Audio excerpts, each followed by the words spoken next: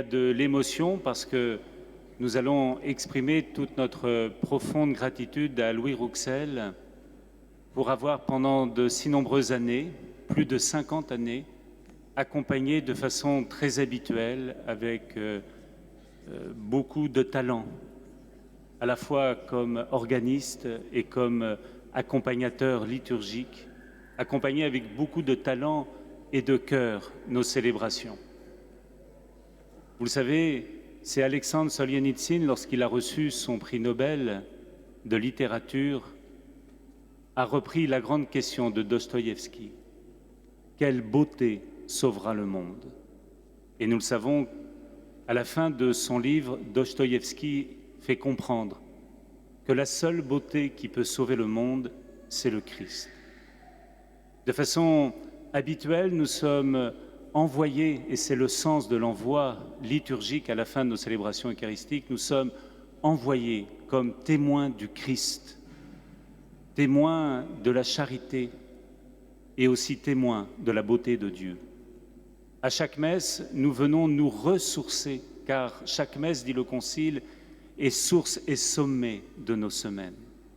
Et quelle chance, quelle grâce nous avons eue pendant tant d'années d'être accompagnés par Louis Rouxel, qui par son talent, je le disais, et grâce à son sens de la liturgie, nous a permis de prier sur la beauté. Alors dans quelques instants, des consignes nous seront données.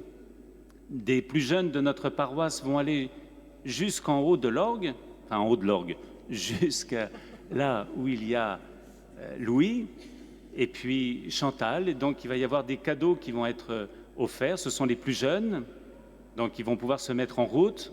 Des fleurs vont être, au nom de notre communauté, offertes à Chantal et des ouvrages vont être offerts à Louis. Moi, je n'ai qu'un regret, c'est que nous n'ayons pas assez de voix pour dire notre merci à Louis Rouxel, lui qui fait si bien vibrer les pierres de cet édifice si magnifique qu'est l'église Notre-Dame de la Couture et qui fait vibrer aussi nos cœurs. C'est Lacordaire qui disait « Lorsque tu veux savoir ce que Dieu pense, écoute ton cœur ». Et nous le savons, à chaque fois que nous avons prié nos Eucharisties, accompagnés à l'orgue par Louis Rouxel, notre cœur a battu au rythme de la beauté.